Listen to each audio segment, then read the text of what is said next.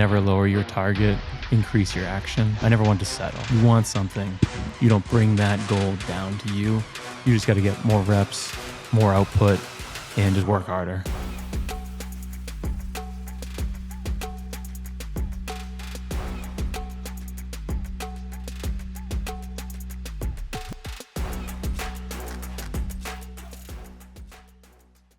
Best piece of advice you've ever gotten?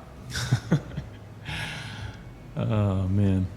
It's really hard to say one, but there's one I put in my Instagram profile, which is never lower your target, increase your action. And I feel like that's been so sound with our approach, things I've done in my own life, that I never wanted to settle. I never wanted to, if you want something, you don't bring that goal down to you. You just got to get more reps, more output, and just work harder. So I always thought it was about action and massive action. So that was some good sound advice from good old Grant Cardone. Do you still use the app? Here and there. Haven't in a little bit. I love the app though. What do you like about that app? Right, because you paid for it. That's right. I want to give it to someone else. Yeah. So the Pep Talk app was something that found me at the right place, right time, where I was going through Ironman training, and I just needed to do the hard thing when I didn't feel like doing it. So had to stay with the good habits, had to stay at something that, was raining out or, wasn't the best ideal situation to do the hard thing, but still just needed to get the reps in. And that app lit a fire under my ass. That was one that it's like, I really don't want to do this thing. I'd watch one clip and it'd be, Kobe Bryant saying this or David Goggins saying that with dramatic music behind it. And all of a sudden, like, let's fucking go. So that app was really, really good. I look at it like it's like a mirror. That app is a mirror. Everything it says, it relates to whoever is looking at it or listening to it. Yeah. And you just have to be like, I'm not doing enough. Yeah. Yeah, you take on the feeling of not doing enough is infectious. If you're surrounded by people that are doing a ton of action, working their asses off, striving for something bigger than themselves, that's infectious. That app does that, where you see just successful people that are the 1% of 1% and what they did to get there, and it just rubs off. It's something that you're just like, you create a new person, you create a new self when you look at that stuff. What you've helped me, you've helped everyone here. You've been a lot on social media. If you were to, everything you've done and posted has been wiped away, and you had just 60 seconds to give advice, like one thing you're gonna only have 60 seconds to give it to the world, what would that be?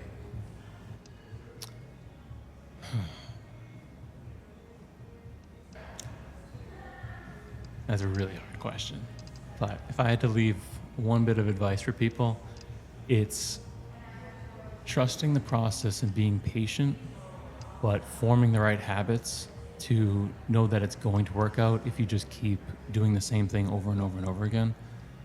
That's something early on I always looked for quick wins, something that you saw the quick, get rich quick schemes or any of that stuff. And that's not reality. But if you just put in the work, brick by brick, one day at a time, that's the stuff that will absolutely work out for anyone. So I would say trust the process, be patient, and as long as you're doing the right habits over and over and over again, it will 100% work out. Whatever goal you have, it will work out. You just have to be patient and stay with doing the hard thing long enough. So, speaking of that, of pep talks and everything, I know today's a big day for you. Yeah. Personally, and I think sports ties into absolutely everything. No one will convince me any differently.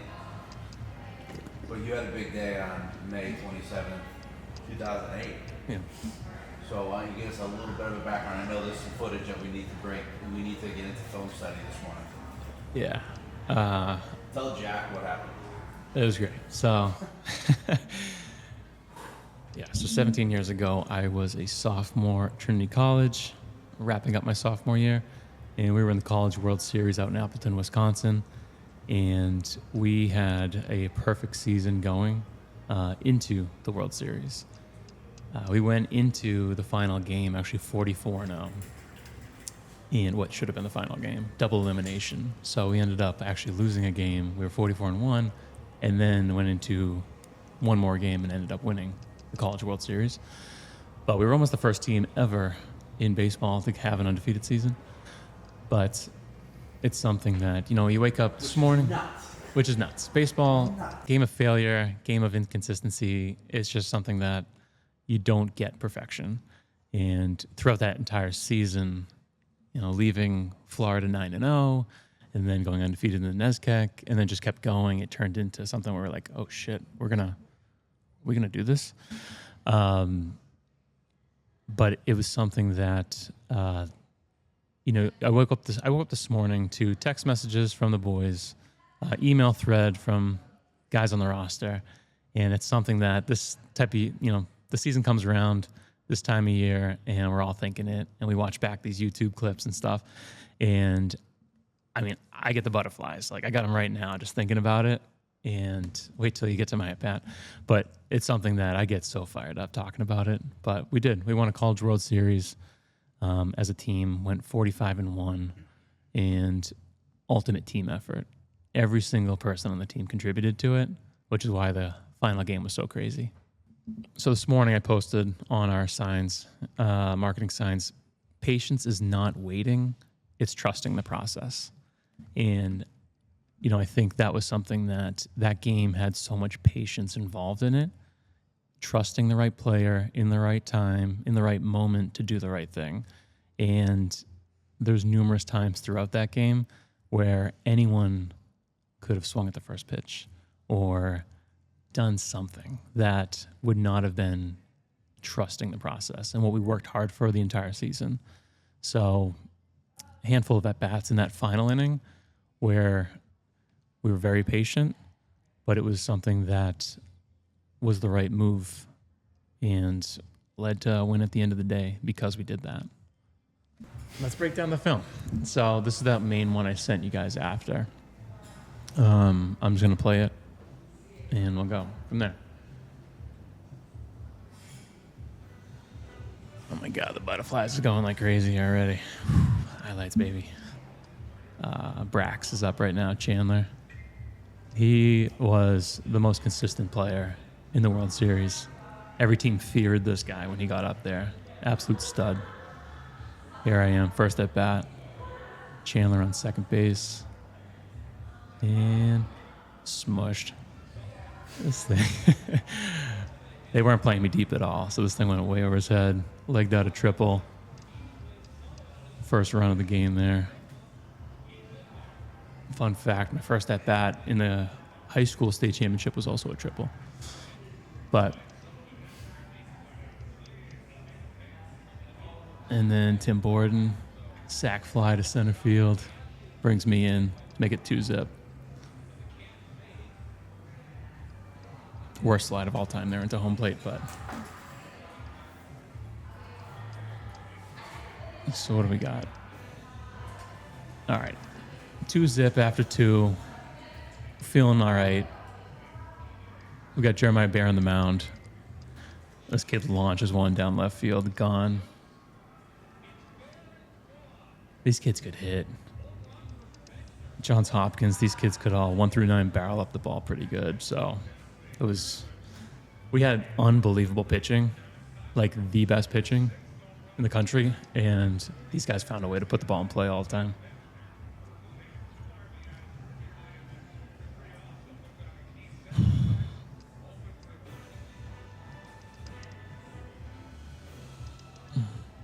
Okay, we just jumped from the 3rd to the 8th because it stayed 2-1 the entire time. Yeah. Obviously, we kept the lead the entire time. And then this is where drama really starts to happen. So 1 out. Bear's still on the mound. This kid was a savage. Transferred from UVM. Nice PFPs. Gets the out at first, right? 2 outs.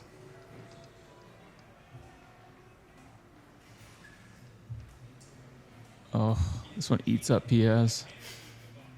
We can cut that one out.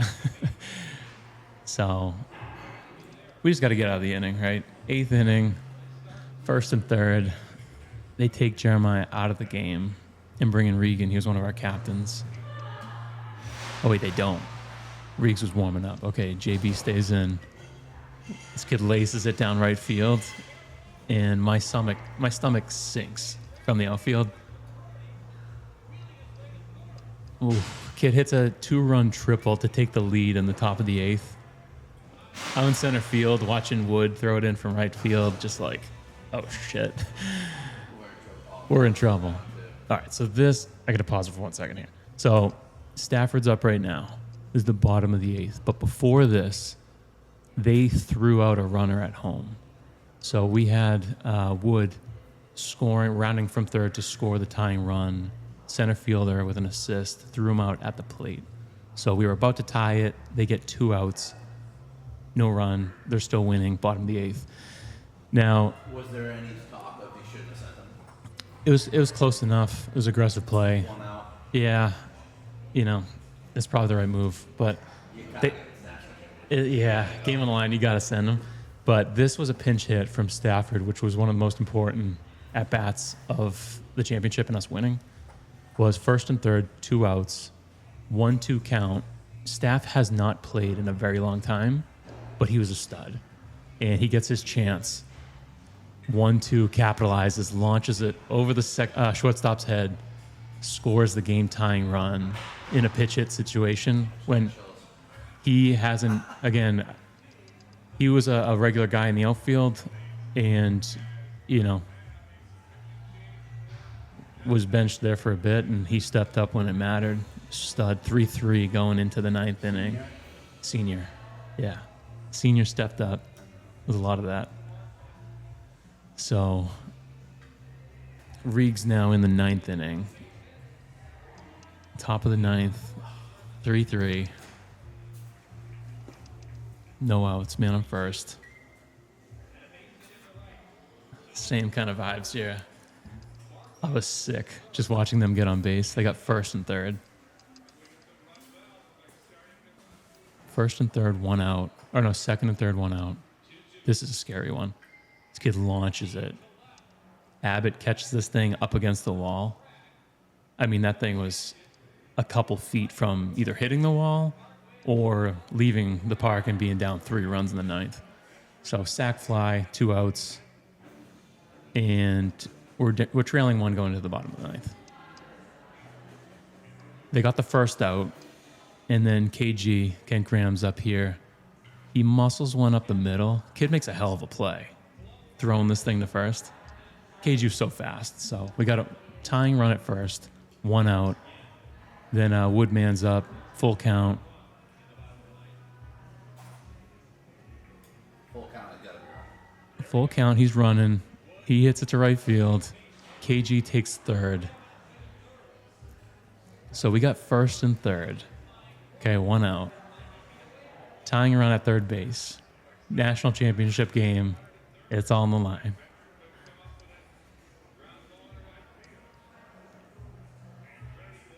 I was doing the math, too, of when I would hit. And I was like, the drama's going to go down before me. But Wood takes 2nd base, steals. And then Debo strikes out with 1 out. They go upstairs. And then the guy who started the video, right, Brax, Chandler Barnard, he's up. And I was like, oh, the right guy, right spot. First base is open. They intentionally walk him to get to me. So, Brax would have came through in the clutch there, guaranteed. I remember him just looking at me being like, let's go. It's your time. So, bases loaded, 2 outs, bottom of the 9th, trailing 1 run, national championship on the line. You have the take right now? I don't have a take. This is an open at bat. Comes up and in. Not the worst pitch, but still high and in. Starts 0-2. So now I get the take sign. So coach gives me a take. Obviously, I was going to probably take anyway on that situation. Not calling that, right? Up and in. It's not the worst pitch. So I'm thinking that, but 3-0. He comes right down the middle. I got the take sign all day. This is the one, the 3-1, that I get the take sign on this one, and this was a meatball. Like, this was the best pitch I've ever seen in my life. Would have crushed this pitch. But who knows what would have happened. It doesn't get any better than that. The kid took some speed off of it, too. So, full count, bottom of the ninth, 2 outs, trailing 1 run, tying run 90 feet away. No take sign, of course. And the guy's on the move, comes inside. So that one, I mean, close pitch, but like that was further inside than the first pitch and the third pitch. Those were better pitches than that one. But he came in, they were trying to go on my hands the whole time. So I was, holy shit, at first base, game's tied, pressure's off for a second. Guy's up. He was the other captain who didn't play, senior. He came in defensively, a defensive replacement. He's at third base for the final inning. He gets an at-bat with the game on the line, national championship. And he's up, 1-2. There was a call there that they wanted on 1-2. That was a pretty good pitch. 2-2. He fouls 6 balls off in a row.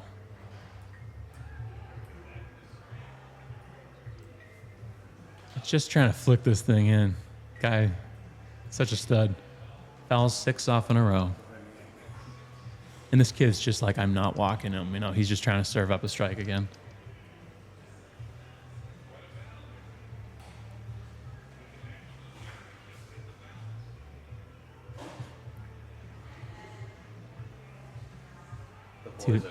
The boys are going up. What a take by a guy after fouling 6 off in a row.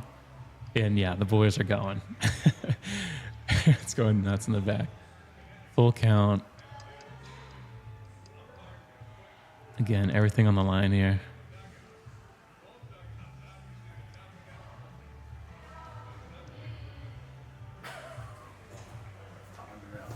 Ball 4. So 3 walks in a row. Intentional walk to get to me. My full count. Ball 4, and then another full count, ball 4. National champs. Patience. Patience all day. But that was one that I'm on top of the dog pile right there. That was cool. Always wanted a ring. High school, lost a couple state championships. My whole life, always lost championships. But this was the first one that got the W, got the ring, and it was nuts. Crazy finish. That's a long run for the guy that walked to win it. He's going to touch first. Thank God he did that. Yeah. Well, I ran from second. After I touched second, I ran to Guy at first to tackle him. And then actually Jacob Donnelly from the dugout also ran out to maul Guy. The two of us are just attacking him at first base when everyone else was attacking Jim Wood for touching home plate and doing the pig pile or dog pile there. But yeah, we tackle Guy at first, and then the 3 of us went and jumped on the dog pile. So crazy wild finish. But that was 17 years ago today. And that's still bonded you guys. Yeah, you can't take that away from us. Nah, I wish I wore the ring today. Would have been fitting. But no, that just goes back to trust the process. We worked our asses off. Everyone on the team worked hard. The senior Stafford, he was so patient, such a good teammate the entire season. He gets a pinch hit in the 8th inning of a national championship game and comes through. I mean, he was just prepping. He was trusting the process, being a good teammate, and he delivered. Then an inning later, Guy, senior captain, not playing that much, trusting the process, being a good teammate, being a great captain. He gets a chance with bases loaded, tie game, to win it, fouling 6 pitches off in a row, and he gets the job done. We were hoisting him up at the end. We lifted him up and carried him off because he earned it. But everyone on that team, just phenomenal guys, brothers for life. Love every single one of them. And man, what an honor to be a part of that. How does that kind of affect a team Yeah, I just think in sports in general do like so much for you. And even like I have similar experience about losing my job and being a senior captain and being like, Right. how am I gonna act now? Right. You know what I mean? Like, and that if one kid was selfish, you don't win that game. Like No. you're watching that one kid makes a bad decision Yeah. for himself, you're not a national champion. No. That was something that there was just faith across the board in each other that we were all going to do the right thing at the right time. And yeah, there was a lot of competition. Everyone on that team was a stud. So if you were not getting an at bat, you're benched one game, anything like that, guys reacted the right way. Super professional, looked out for their brothers or their friends, and did not ruin the season that could have been ruined easily with an ego. And pretty great. Well, I think that applies to work, Yeah. you know, and like knowing your role, but also delegating and trusting and not trying to do everything yourself. Yeah. No, I think about if, that pitch I took inside, I think about if that was a strike. How would that have changed my perception of life? How would that change my trajectory of things? And I think about the other team, losing that game. I think about the pitcher that threw ball 4.